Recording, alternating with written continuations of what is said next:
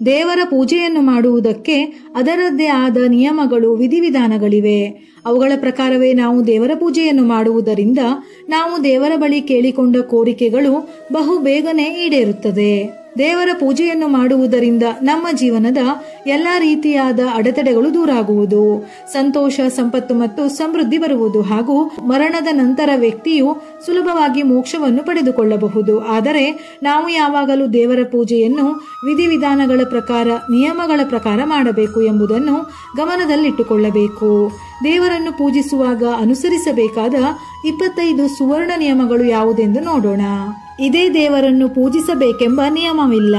ನಿಮ್ಮ ಆಯ್ಕೆಯ ದೇವರುಗಳನ್ನು ಅಥವಾ ಇಷ್ಟ ದೇವರನ್ನೇ ಪೂಜಿಸಿ, ಆದರೆ ಪ್ರತಿದಿನ ಪೂಜೆ ಮಾಡಬೇಕು. ಬೆಳಿಗ್ಗೆ ಸ್ನಾನವಾದ ಕೂಡಲೇ ಪೂಜೆ ಮಾಡುವುದು ಒಳಿತು. ಅಲ್ಲದೆ ಪೂಜೆಯನ್ನು ದಿನಕ್ಕೆ 2 ಬಾರಿ, ಅಂದರೆ ಬೆಳಿಗ್ಗೆ ಮತ್ತು ಸಂಜೆ ಮಾಡುವುದು ಬಹಳ ಶ್ರೇಷ್ಠ. ನಿಮ್ಮ ಮನೆಯ ದೇವರ ಮನೆಯಲ್ಲಿ 15 ಇಂಚುಗಳಿಗಿಂತ ದೊಡ್ಡದಾದ ದೇವರ ವಿಗ್ರಹಗಳು ಇರಬಾರದು. ಗಣೇಶ, ಸರಸ್ವತಿ ಮತ್ತು ಲಕ್ಷ್ಮೀ ದೇವತೆಗಳು ನಿಂತಿರುವ ಮೂರ್ತಿಗಳನ್ನು ಪೂಜಾ ಸ್ಥಳದಲ್ಲಿ ಇಡಬಾರದು. ಒಂದು ದೀಪದಿಂದ ಇನ್ನೊಂದು ದೀಪವನ್ನು ಹಚ್ಚಬಾರದು. ಹೀಗೆ ಮಾಡುವುದರಿಂದ ಅನಾರೋಗ್ಯ ಮತ್ತು ದಾರಿದ್ರ್ಯ ಆವರಿಸುತ್ತದೆ. ದೀಪವನ್ನು ಹಚ್ಚಲು ತುಳಸಿ ಕಡ್ಡಿಯನ್ನು ಉಪಯೋಗಿಸಬಹುದು. ಒಂದೇ ಕಡ್ಡಿಯಿಂದ ಹಲವಾರು ದೀಪಗಳನ್ನು ಹಚ್ಚಬಹುದು. ದೇವರ ಕೋಣೆಯಲ್ಲಿ ಒಂದೇ ದೇವರ ಅಥವಾ ಯಾವುದೇ ದೇವಿಯ 3 ವಿಗ್ರಹಗಳನ್ನು ಇಡಬೇಡಿ. ಅದೇ ರೀತಿ 2 ಶಿವಲಿಂಗ, 2 ಸಾಲಿಗ್ರಾಮ, 2 ಸೂರ್ಯದೇವರ ವಿಗ್ರಹಗಳು ಮತ್ತು 2 ಗೋಮತಿ ಚಕ್ರಗಳನ್ನು ಒಂದೇ ಪೂಜಾ ಸ್ಥಳದಲ್ಲಿ ಇಡಬಾರದು. ದೇವರ ಮನೆಯಲ್ಲಿ ಯಾವುದೇ ಉಡುಗೊರೆಗೆ ಬಂದ ಮರದ ಅಥವಾ ಫೈಬರ್ ವಿಗ್ರಹಗಳು ಇರಬಾರದು. ನೀವು ಪ್ರತಿನಿತ್ಯ ಪೂಜಿಸುತ್ತಿರುವ ದೇವರ ವಿಗ್ರಹಗಳನ್ನು ಮಾತ್ರ ಇಡಬೇಕು. ಯಾವುದೇ ಒಡೆದ ವಿಗ್ರಹಗಳಿದ್ದರೆ ತಕ್ಷಣವೇ ಪೂಜಾ ಸ್ಥಳದಿಂದ ತೆಗೆದುಹಾಕಬೇಕು ಮತ್ತು ಹರಿಯುವ ನೀರಿನಲ್ಲಿ, ಕೆರೆ ಅಥವಾ ನದಿಗೆ ಗೌರವಯುತವಾಗಿ ವಿಸರ್ಜಿಸಬೇಕು. ನಿಮ್ಮ ದೇವರ ಮನೆಯ ಮೇಲೆ ದೇವರ ಬಟ್ಟೆ, ಪರಿಕರಗಳು, ಪುಸ್ತಕಗಳು ಮತ್ತು ಇತರ ಪೂಜಾ ಸಾಮಗ್ರಿಗಳನ್ನು ಇಡುವುದು ಒಳ್ಳೆಯದಲ್ಲ.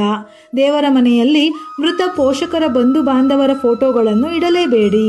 ದೈನಂದಿನ ಪ್ರಾರ್ಥನೆಗಳನ್ನು ಕನಿಷ್ಠ 5 ಹಿಂದೂ ದೇವರುಗಳಿಗೆ ಸಲ್ಲಿಸಿದಾಗ ಪೂಜೆ ಪೂರ್ಣಗೊಳ್ಳುತ್ತದೆ ಎಂದು ಹೇಳುತ್ತಾರೆ. ಇದನ್ನೇ ಪಂಚದೇವರೆಂದು ಕರೆಯುತ್ತಾರೆ. ಅದರಲ್ಲಿ ಒಬ್ಬರು ನಿಮ್ಮ ಇಷ್ಟ ದೇವರಾಗಿರಬೇಕು. ಪ್ರಾರ್ಥಿಸಬೇಕಾದ 5 ಪ್ರಮುಖ ದೇವರುಗಳೆಂದರೆ ಭಗವಾನ್ ಸೂರ್ಯ, ಗಣೇಶ, ದುರ್ಗಾ, ಶಿವ ಮತ್ತು ವಿಷ್ಣು.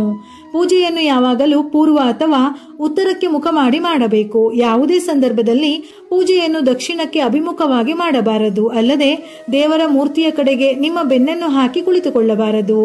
ಬೆಳಿಗ್ಗೆ, ಸಂಜೆ 2 ಸಮಯದಲ್ಲಿ ತುಪ್ಪದ ದೀಪವನ್ನು ಹಚ್ಚಿದರೆ ಶ್ರೇಷ್ಠ.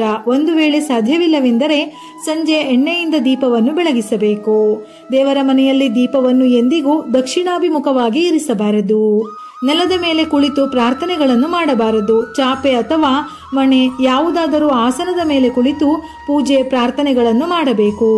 ಪೂಜೆಯಲ್ಲಿ ಬಳಸುವ ಗಂಗಾಜಲವನ್ನು ಯಾವುದೇ ಪ್ಲಾಸ್ಟಿಕ್, ಅಲ್ಯೂಮಿನಿಯಂ ಅಥವಾ ಕಬ್ಬಿಣದ ಪಾತ್ರೆಗಳಲ್ಲಿ ಇಡಬಾರದು. ಇದಕ್ಕಾಗಿಯೇ ತಾಮ್ರದ ಪಾತ್ರೆ ಒಳ್ಳೆಯದು ಎಂದು ಹೇಳುತ್ತಾರೆ. ಅದೇ ರೀತಿ ತಿಲಕಕ್ಕೆ ಬಳಸುವ ಚಂದನವನ್ನು ತಾಮ್ರದ ಪಾತ್ರೆಗಳಲ್ಲಿ ಸಂಗ್ರಹಿಸಬಾರದು. ದೇವರ ಮನೆಯಲ್ಲಿ ದೀಪವನ್ನು ನೆಲಕ್ಕೆ ಇಡಬಾರದು. ಏನೂ ಇಲ್ಲವೆಂದರೆ ವೀಳ್ಯದೆಲೆಯ ಮೇಲಾದರೂ ದೀಪವನ್ನು ಇಡಬೇಕು. ದೇವರಿಗೆ ಪೂಜೆ ಸಲ್ಲಿಸಿದ ನಂತರ ಒಂದೇ ಸ್ಥಳದಲ್ಲಿ ನಿಂತು 3 ಪರಿಕ್ರಮಗಳನ್ನು, ಅಂದರೆ 3 ಪ್ರದಕ್ಷಿಣೆಯನ್ನು ಮಾಡಬೇಕು. ಆರತಿಯ ಕೊನೆಯಲ್ಲಿ ಕೈ ಜೋಡಿಸಿ ದೇವರು, ದೇವತೆ ತಮ್ಮ ಪ್ರಾರ್ಥನೆಯನ್ನು ಸ್ವೀಕರಿಸುವಂತೆ ವಿನಂತಿಸಬೇಕು. ಪೂಜೆಯ ಸಮಯದಲ್ಲಿ ಮಾಡಿದ ಯಾವುದೇ ತಪ್ಪುಗಳಿದ್ದರೂ ಕ್ಷಮಿಸಲು ಕೇಳಿಕೊಳ್ಳಬೇಕು. ಪೂಜೆಗೂ ಮುನ್ನ ಹಿರಿಯರು ಅಥವಾ ಮನೆಗೆ ಅತಿಥಿಗಳು ಆಗಮಿಸಿದರೆ ಅವರನ್ನೆಂದೂ ಕಡೆಗಣಿಸಬಾರದು. ಆದರದಿಂದ ಅತಿಥಿ ಸತ್ಕಾರ ಮಾಡಬೇಕು. ಮನೆಗೆ ಬಂದವರು ದೇವರ ಸ್ವರೂಪದಲ್ಲೇ ನಮ್ಮನ್ನು ಆಶೀರ್ವದಿಸಲು ಬಂದಿರಬಹುದು. ಹಾಗಾಗಿ ನಿಮ್ಮ ಕೈಲಾದಷ್ಟು ಗೌರವದಿಂದ ಸತ್ಕರಿಸಬೇಕು. ಪೂಜೆಯ ಕಾರಣದಿಂದ ಹಿರಿಯರನ್ನು ಕಡೆಗಣಿಸಿದರೆ ಇದು ಅಪವಿತ್ರವೆಂದು ಹೇಳುತ್ತಾರೆ. ದುರ್ಗಾ ದೇವಿಗೆ ದೂರ್ವೆಯನ್ನು ಅರ್ಪಿಸಬಾರದು. ಗಣೇಶನಿಗೆ ಮಾತ್ರ ಅರ್ಪಿಸಬೇಕು. ಸ್ನಾನದ ನಂತರ ಶುಭ್ರವಾದ ಬಟ್ಟೆಗಳನ್ನು ಧರಿಸಬೇಕು. ಸೂರ್ಯದೇವನಿಗೆ ಅರ್ಘ್ಯ ಅರ್ಪಿಸುವಾಗ ದೈವಿಕ ಶಂಖದಿಂದ ನೀರನ್ನು ಸುರಿಯಬಾರದು. ಪೂಜೆಯ ಸಮಯದಲ್ಲಿ ಮಾತ್ರ ದೈವಿಕ ಶಂಖವನ್ನು ಊದಬೇಕು.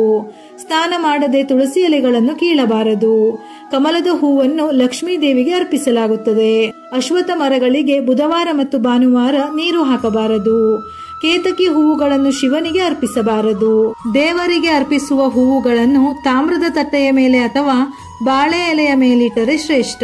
ಅಮೃತದಷ್ಟೇ ಪಂಚಾಮೃತವು ಪವಿತ್ರವೆಂದು ಶಾಸ್ತ್ರಗಳು ತಿಳಿಸುತ್ತವೆ. ಆದ್ದರಿಂದ ಪೂಜೆಯ ಸಮಯದಲ್ಲಿ ಪಂಚಾಮೃತವನ್ನು ಬಳಸುವುದು ಉತ್ತಮ. ಅಲ್ಲದೆ ದೇವರಿಗೂ ಪಂಚಾಮೃತ ಇಷ್ಟವಾಗಿದ್ದು ದೇವರ ಅನುಗ್ರಹವನ್ನು ಪಡೆಯಲು ಪೂಜೆಯಲ್ಲಿ ಪಂಚಾಮೃತವನ್ನು ಸದಾ ಬಳಸಬಹುದು. ಲಕ್ಷ್ಮೀ ಪೂಜೆಯಲ್ಲಿ ಕೆಂಪು ಬಣ್ಣ ಬಳಸುವುದು ಮಂಗಳಕರ. ಹಾಗಾಗಿ ಪೂಜೆಯಲ್ಲಿ ಬಳಸುವ ದೀಪದ ಬತ್ತಿ ಕೆಂಪು ಬಣ್ಣದ್ದಾಗಿದ್ದರೆ ಒಳ್ಳೆಯದು. ಅಲ್ಲದೆ ದೀಪವನ್ನು ಬೆಳಗಿಸಿದ ಬಳಿಕ ಬಲಭಾಗದಲ್ಲಿರಿಸಬೇಕು.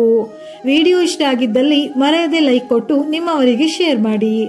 ಉಪಯುಕ್ತ ಮಾಹಿತಿಯೊಂದಿಗೆ ಮತ್ತೆ ಭೇಟಿಯಾಗೋಣ.